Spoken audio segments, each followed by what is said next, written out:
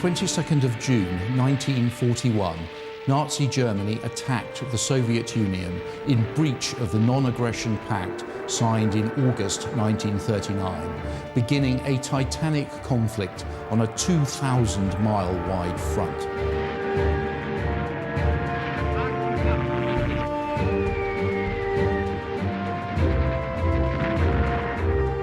Suddenly, the United Kingdom, led by Winston Churchill, and the Communist Soviet Union, led by Joseph Stalin, found themselves as the most unlikely of allies.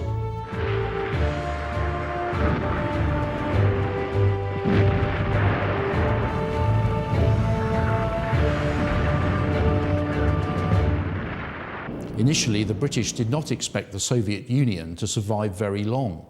But for the moment, the best Britain could do was to try to prolong Soviet resistance for as long as possible by sending aid around the northern flank of German-occupied Europe across icy and perilous seas to northern Russia. The convoy ships were usually loaded in northern Scotland. During the summer months, the ships travelled to Iceland to be organised with the escort vessels before attempting the trip around the northern coast of Norway to the Russian ports. Because of the dangerous ice during the winter months, the convoys were organised in Scotland and travelled directly to the northern Russian ports. Soon, the United States, too, added its industrial might to help the hard-pressed Russians. These Arctic convoys carrying Allied aid continued throughout the war. But initial suspicions never subsided.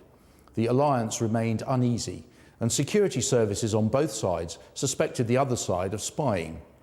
As those in the front line struggled to get the supplies through, and British, American and Soviet citizens worked together to win the war, others were watching. This is the tragic story of how young people who did their best for their country were cynically discarded the moment their services were no longer required. 4 o'clock this morning, Hitler attacked and invaded Russia. Any man or state who fights against Nazism will have our aid.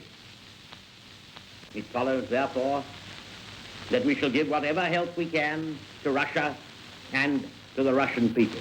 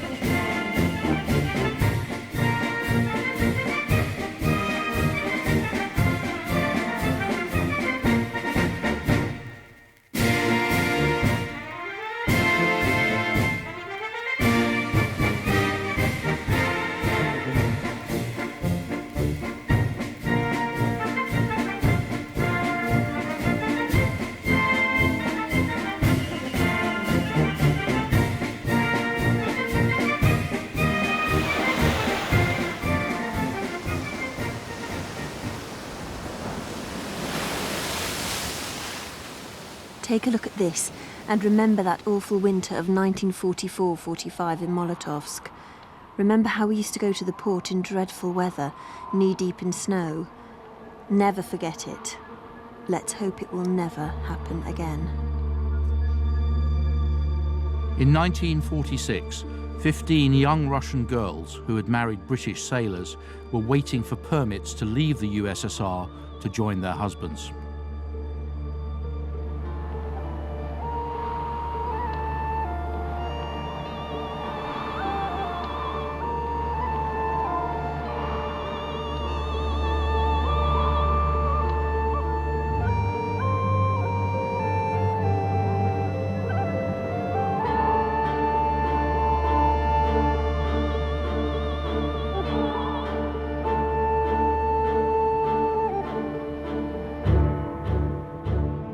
In mid-July 1941, the British government, led by Winston Churchill, and the head of the Supreme Command of the USSR, Joseph Stalin, entered into an agreement for mutual action against fascist Germany.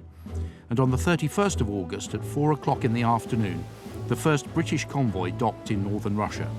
It brought supplies for the Soviet Union.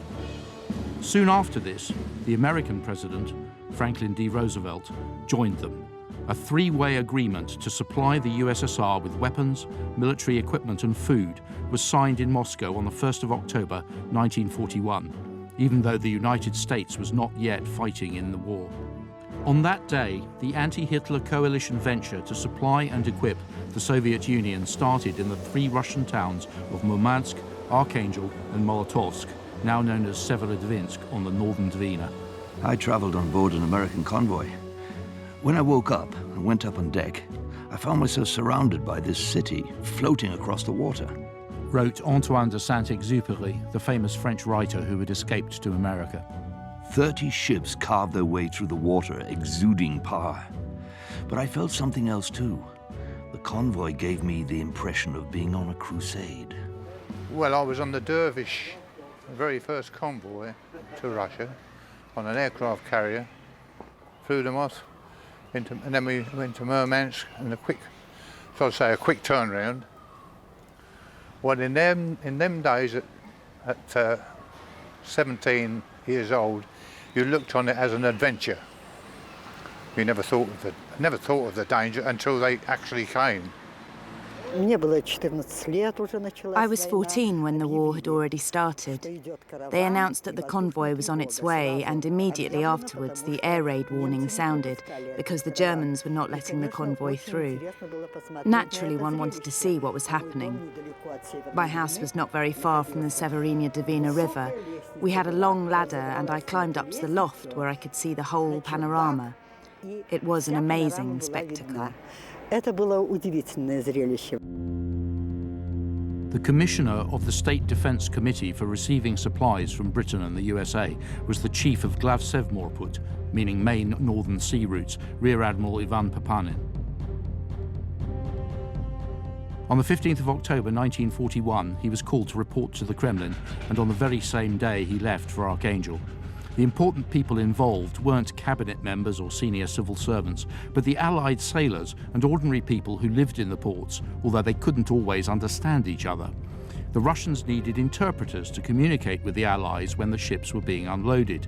There weren't enough interpreters available in Archangel. With all the men at the front, well-educated schoolgirls and university students were drafted in. We were a fairly large group of translators who went to Archangel. The first ships, as you can understand, arrived really badly damaged. So long as the Allied convoy was within range of the Russian Northern Fleet, they were protected by Soviet ships and aircraft. But until then, the Russians could not protect the ships from the enemy's devastating attacks by German aircraft and submarines.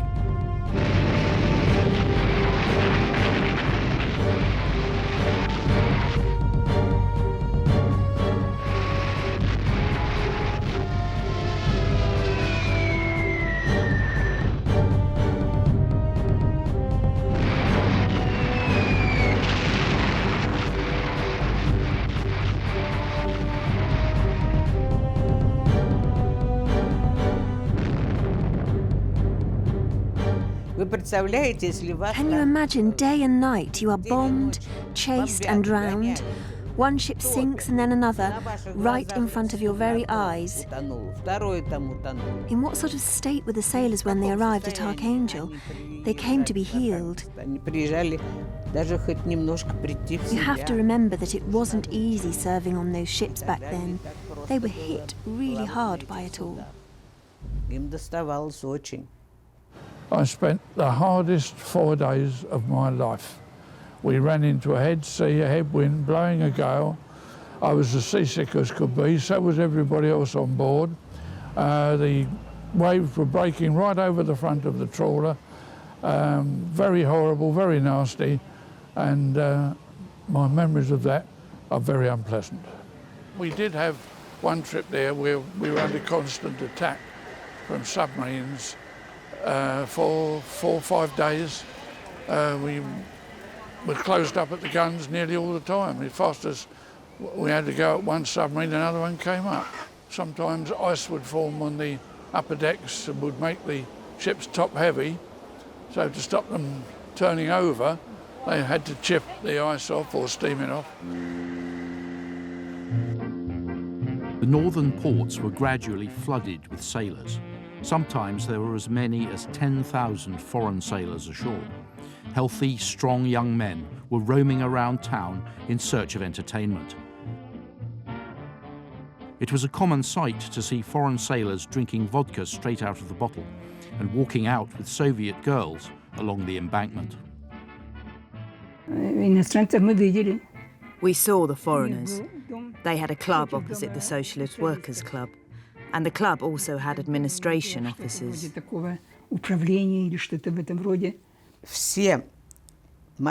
All the sailors and officers from the British ships were very well mannered. They always stood up when we girls came in to translate or whatever. The Americans were very different. They were more easygoing. They liked to drink a lot. And they behaved just so. Even the ship's captains. And they used to be big women, big women. Now they're all dolly birds like you know. Yeah, they are. Yeah. They looked as though, one way, they'd crush you to death. There were more women on the ships than I'd ever seen in my life. We didn't often see too many of them, and you got terrible impressions about people deprived of food, deprived of all sorts of things. A lot of them I found were humorous, which I didn't believe they would be after all that terrible things that went on. But they were good and pleasant, very polite, and also polite to us as well, and somewhat grateful, that we're doing this. It has to be said that relations between Russia and the Allies were far from easy on Soviet territory. For nearly 50 years after the end of the war, documents from this time were classified and stored in archive boxes. As clear as daylight, they reflect the spectrum of conflict between the two opposing systems and the human tragedy caused by them. Most documents disappeared into storage without trace, but the few that reached the Kremlin had far-reaching consequences.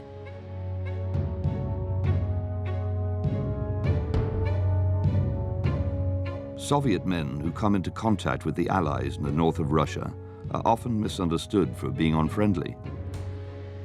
People avoid making contact with them. They aren't invited into people's homes. They don't receive the sort of hospitality the British show Russian sailors and soldiers. There, yes, no problem.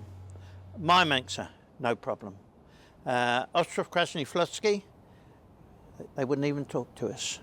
They were afraid. And we always said it was depending on the strength of the commissar on the population. Now at Kegestrop we had a wonderful time because every evening they had a community hall, and we were lucky on board ship. We had somebody that could play a guitar and somebody a mandolin. So we were always getting invited up there, either to see mainly the Bolshoi Waltz, the film in black and white, or they used to put a dance on and get our two lads to play because it was all modern music and that like. According to witnesses' recollections, foreigners were everywhere, on the streets, at the market, at the stadium, on the beaches in the summer, and on the ice rinks during the winter. Regardless of the official movement restrictions for locals, there weren't any barriers for the Allies. To prevent them from obtaining secret information about the Soviet Union, the State Defense Committee established international drinking and dancing clubs for sailors in Archangel and Murmansk, under the pretense of promoting ideological and cultural relations with foreigners. Before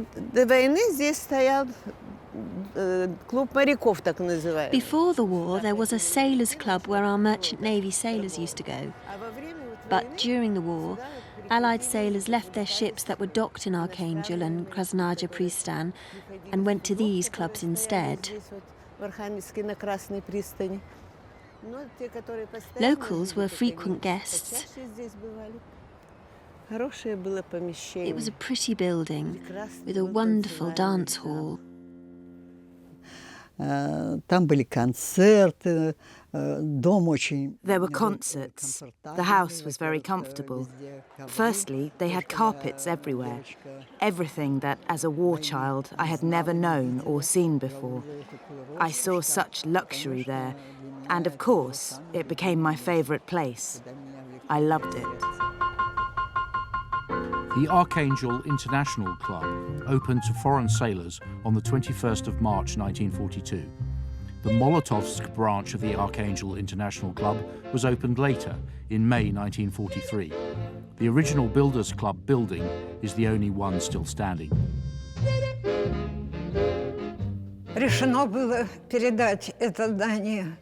It was decided that if this building was not under the administration of the International Club, then it should at least provide some entertainment and hospitality to the Allied sailors who went through such terrible dangers to reach the Soviet Union safely. The apartments upstairs might not have been that luxurious because the club had virtually nothing, apart from some sofas, which had been sent from Moscow earlier.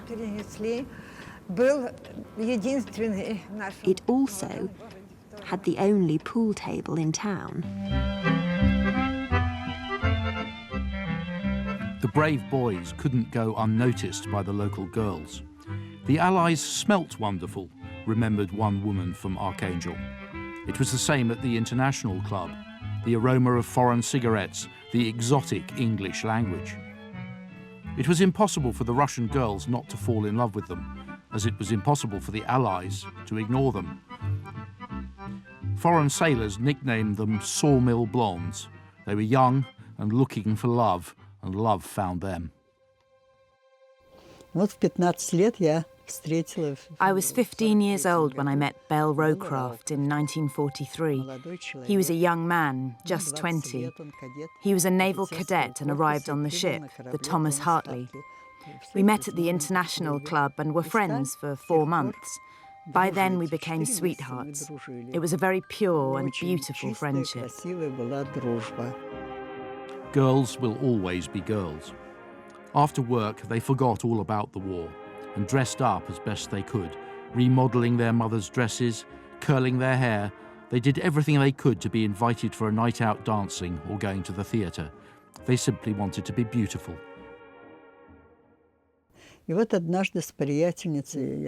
Once I was out walking with a girlfriend of mine along the Severinia Divina embankment.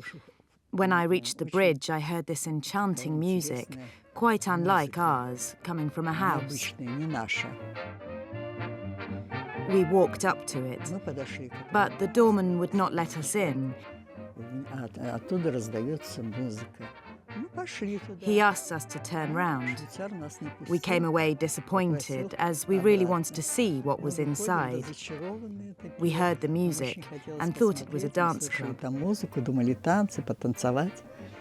A couple of British sailors walked past and asked us, "Do you want to go in?" We did not understand the English language. Want to go and dance? But we understood that they were inviting us in. So we replied, yes, yes, yes. And they took us in. We all had a girlfriend, even myself. I was only 16, 17. But I had a girlfriend the second time. I still remember. I still remember a long time ago.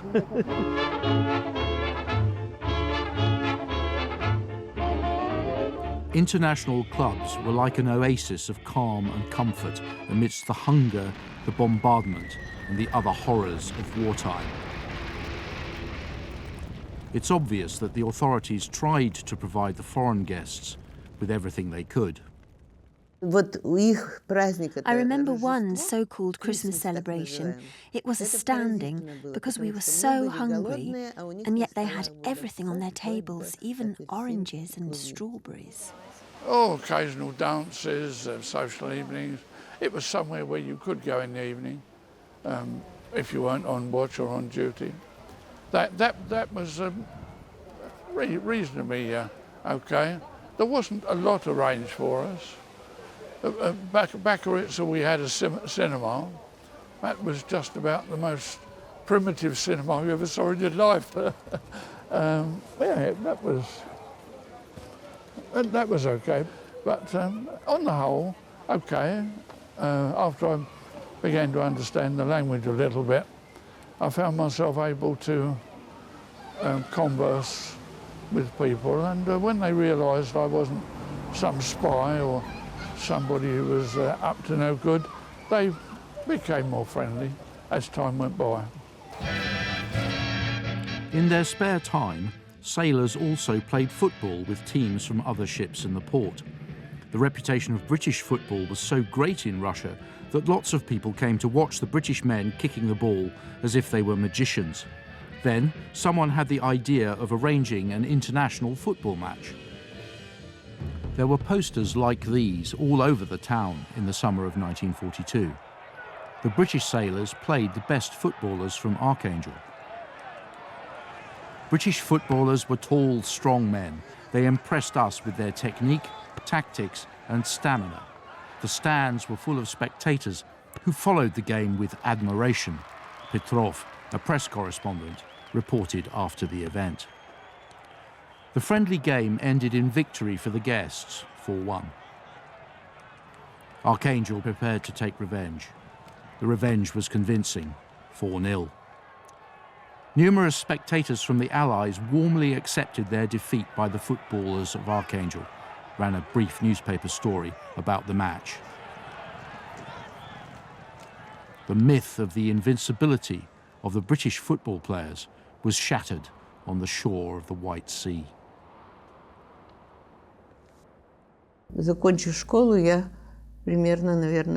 After leaving school, I worked at the International Club for about a year. There were a lot of foreigners who wanted to hear their favourite tunes. I played them all by ear.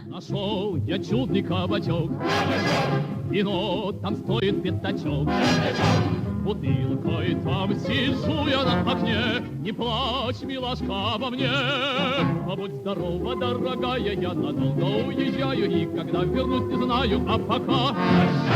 Прощай, и друга не забудь. Не забудь. Твой друг уходит в дальний путь. Дальний путь.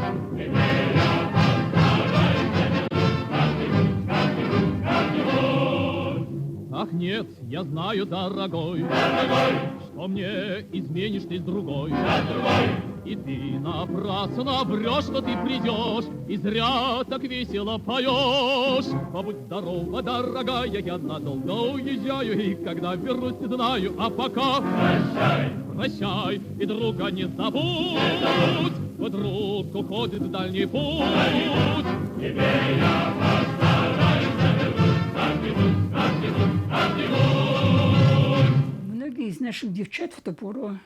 Many of our girls used to spend nearly all their evenings there.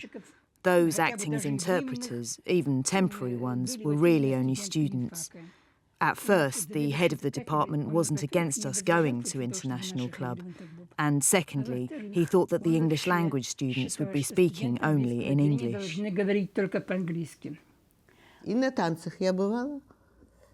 I used to go there dancing, often with the foreigners. I wasn't a bad-looking girl. I could dance.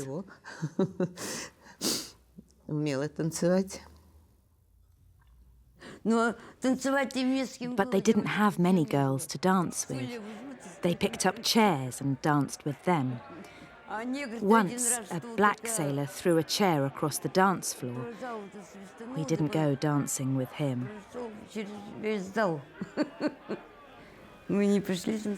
A fight broke out once at the restaurant. Everyone saw it. There were the Americans and there were the British, and between them, there wasn't a trace of friendship. And when they drank, they were out of control. Foreigners courted the girls like gentlemen as best they could during wartime. They gave presents, but it was more important for them to bring some food. During the air raids, they went with the girls to dispose of the incendiary bombs from the rooftops.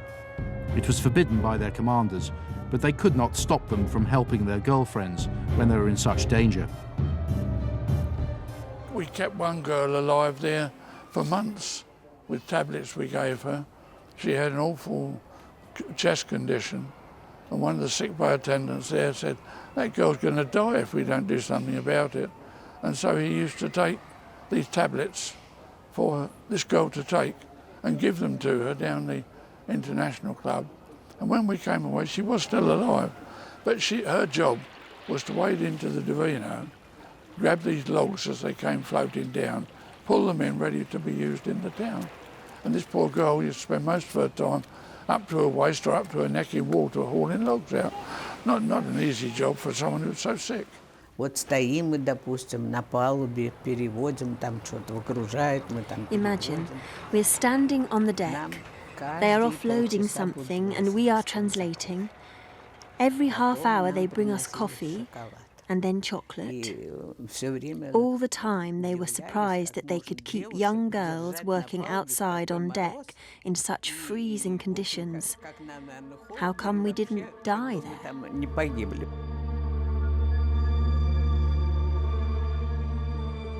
Ration allowances were dwindling rapidly. 250 grams of bread per day. Even with ration cards, it was not always possible to get it. Hunger in Archangel began to take its toll. The town's death rate was second only to Leningrad, which was under siege. A sack of Spanish onions from Murmansk was delivered to the British dormitory canteen on Karl Marx Street. Every onion was the size of a large orange. Girls in the canteen kitchen peeled the onions and enjoyed eating them raw as if they were sweet apples. The British noticed this and started giving onions as presents. I mean, I was walking back to the billet one night. This actually happened, and a Russian man stopped me. He said, "You can get food?" I said, "We get food, of course we get food. You bring food to my house, you sleep with whichever one of my daughters you wish to sleep with." And that was the father selling his own daughter. Sounds a bit pious, but I was a bit horrified that a man was reduced to selling his own daughter for food.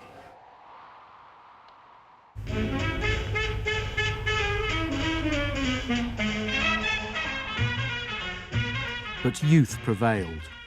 Life did not stop, even in such inhuman conditions.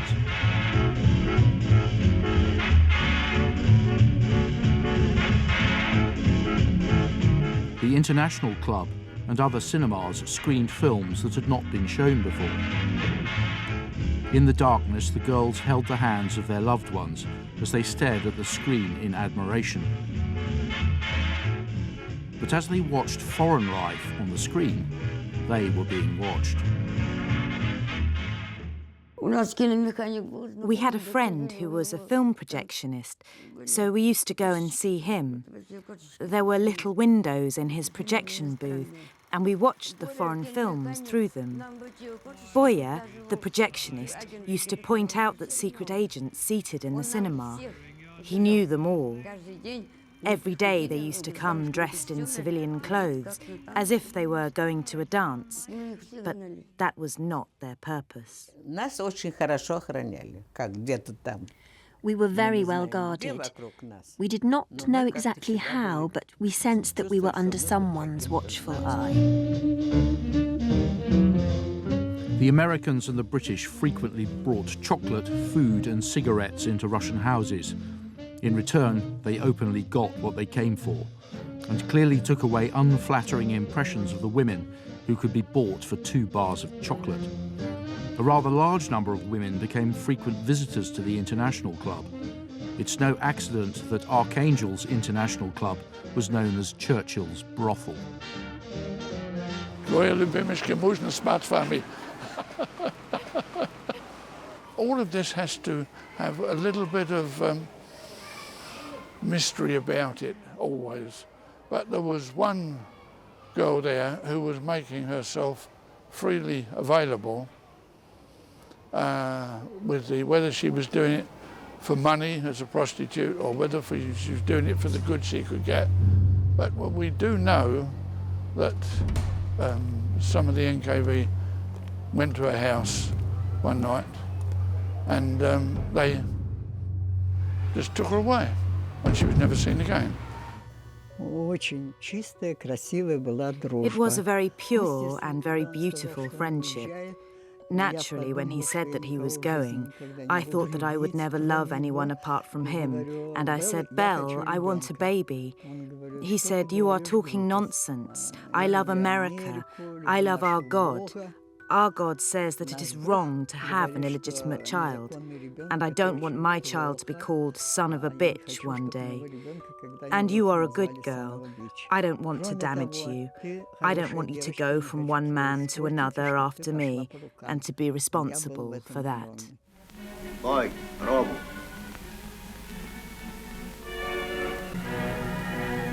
Richard!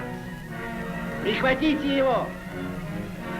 The most famous child born from international love was Tolya Bovikin. In the film Maximka, he played a mixed-race servant boy from a wrecked pirate ship. The film was screened across the whole country in the 1950s. Of course, Shura, the boy's mother, had no idea that a bosun from the dervish convoy would leave such a memorial to himself. Obviously, Tolya was the result of his ancestry. It took her a long time to get used to her unusual son and tolerate the jokes about him. But when the boy grew up, he was very much loved.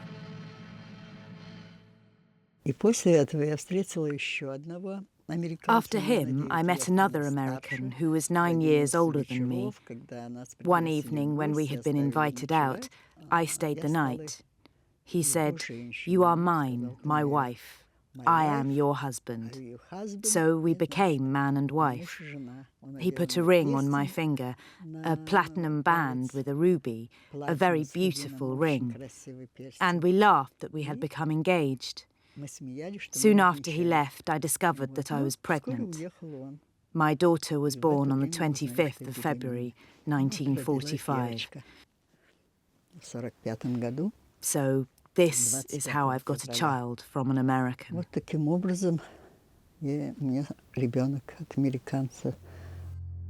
The girls, who had brief affairs with foreigners, fearing sanctions, claimed that they did it out of hunger. In those cases, they were usually left alone. However, if a girl said that she was in love with an American sailor, she would be judged much more harshly. As a result, the Americans and British commonly believed that the Soviet authorities punished girls less severely for prostitution than for having romantic relationships with the Allies. In the course of my research, I came to the conclusion that relationships between the Allies and Russians could be divided into different types. Firstly, there were the cordial ties of friendship, which grew into love. Secondly, nobody denies that in Archangel, a port like any other in the world, when sailors come ashore, they seek pleasures and naturally find them. Additionally, I would outline a third dimension. Hunger was widespread. Women's husbands were at the front line, and they were left alone. They were forced to enter into relationships with foreigners just to get additional food rations.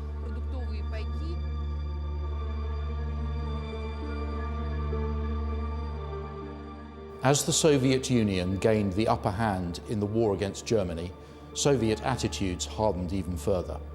To the Russians, any British or American servicemen entering into relationships with Russian women were potential spies. To the British and US security services, Russian women marrying British or US servicemen were also very likely to be spies, either for the Foreign Intelligence Service, the NKGB, or for Soviet military intelligence, the GRU. In 1944, authorities in the northern towns were ordered to take decisive measures. The most so-called fallen women were sent away to be taken care of by the secret police. International clubs were closed to Russians. All the Americans and the British were outraged to see that the Russian officers were not permitted into the international club or its restaurant, while any Polish soldier could sit there getting drunk, even if he had a woman with him. Russian fleet commanders were occasionally invited to the club, but only to lectures or film screenings, and never to the restaurant. However, on one occasion, when they were invited, they were specifically warned by the Secret Service prior to being let in that they weren't allowed to eat in the club's restaurant. There is no need to explain the embarrassment that resulted from this ban. Every affair between a foreigner and a Russian was meticulously recorded by the state security police. Initially the NKVD, responsible for internal security throughout Soviet society, or by Smersh, which became responsible for armed forces security. The secret police used to ask me to go to a certain place. They gave me a note with the address. They didn't ask me to do anything particularly, just to report what I saw on a regular basis. Allied intelligence services were also on the alert. They were polite and considerate and seemed to understand the local sense of humour and the melancholy of the Russian people. They spoke perfect Russian, gave presents, and tried to find the right words to convince the girls to cooperate. What could I have told the secret police about the Allies without knowing their language? All I cared about was my family and my piano. Lucia Chochlina from Archangel and a captain of a British ship, Peter Squire, had been courting for a year. When Peter was transferred to Moscow, she followed him and they got married. Naturally, such marriages weren't welcomed by the Russian government or the Allies. It usually took a few months for Soviet authorities to issue a permit. However, in most cases, they were categorically declined. British law at the time did not allow a marriage between a diplomat and a Russian. Peter Squire was immediately recalled to London. However, he was determined to bring his lawfully wedded wife to Britain. By 1946, there were 15 girls like Lucia. They lived and worked on the premises of the British Embassy in Moscow, hoping to be reunited with their loved ones. The British husbands demanded the return of their wives. They protested in London. When I was with Warren, he told me once, "You have very strange laws here in the Soviet Union.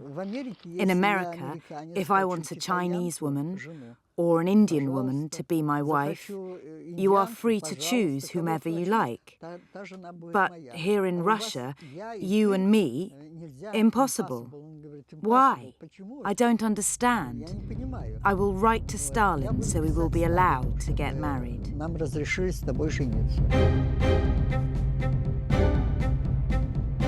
As time went on, the power struggle between the former Allies and the Cold War accelerated. The British ambassador decided to solve the problem by suggesting the Russian wives divorce their British husbands.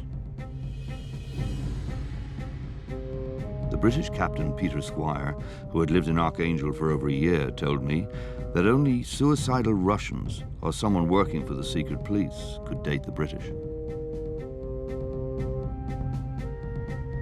In autumn 1948, the newspaper Izvestia published a fabricated letter from Lucia Squire. Having found out that my husband took part in an anti-Soviet campaign, I no longer wish to remain the wife of such a person. I don't want to become a pawn in the hands of British politicians who have destroyed my life by not allowing my husband to live in Russia and forcing him to return home as soon as they found out he had married a Russian woman.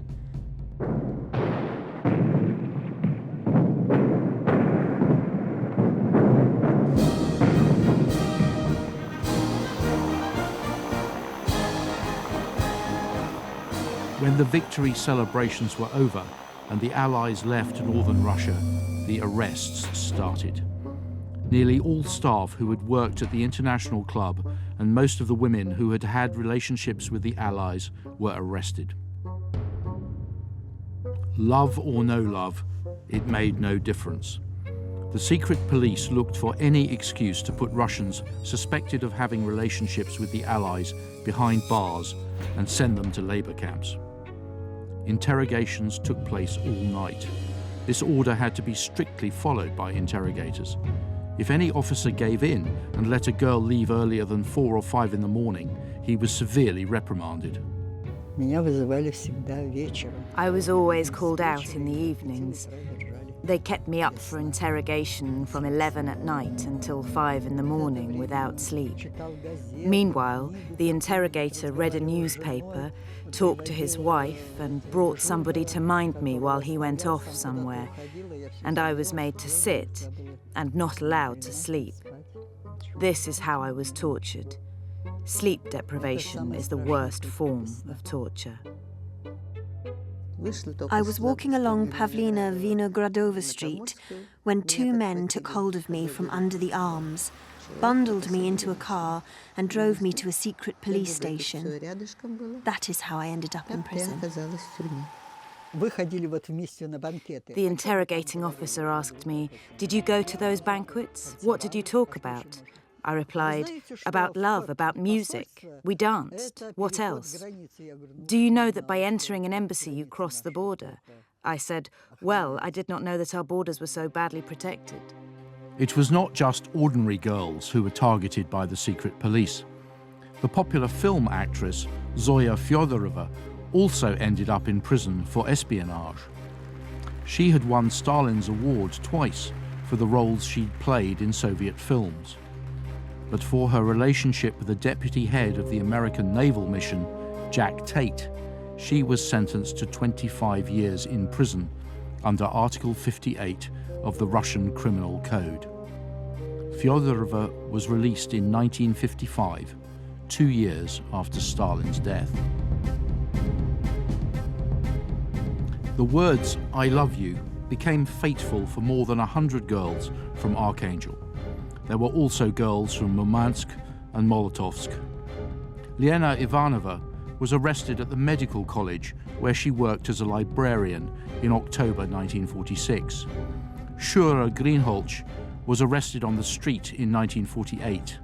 Valentina was picked up in 1951.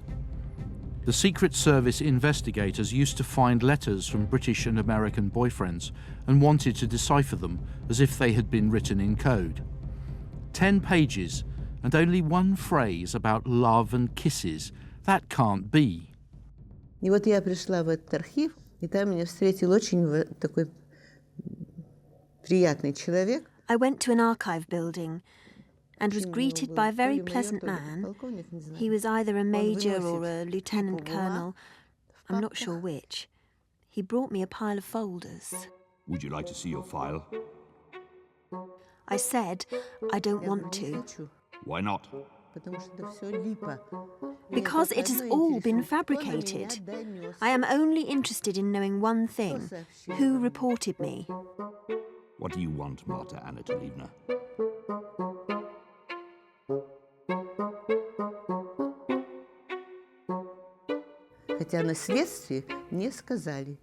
During the investigation, I was told that there was a woman who said that I gave a note of some sort to the American embassy, that I wanted to work as a spy.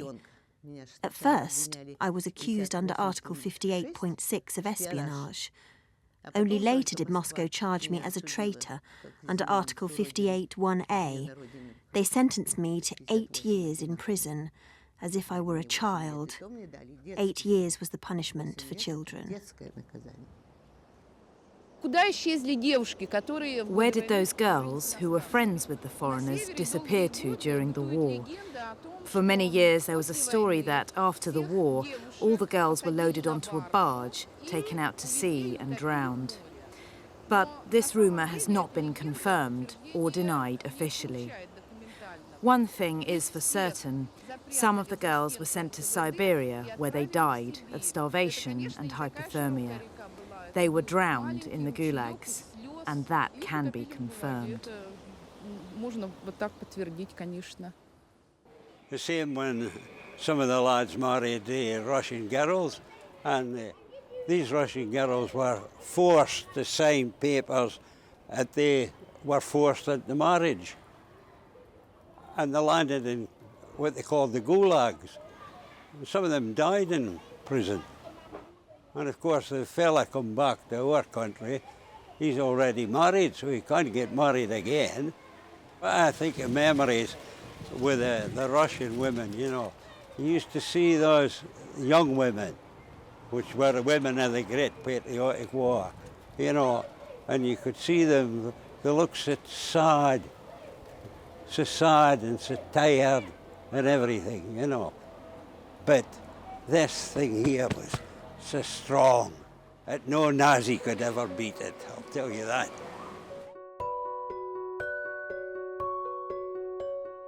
Of the 15 Soviet wives, only Clara Hall managed to survive the pressure of the Cold War between the Russians and the British.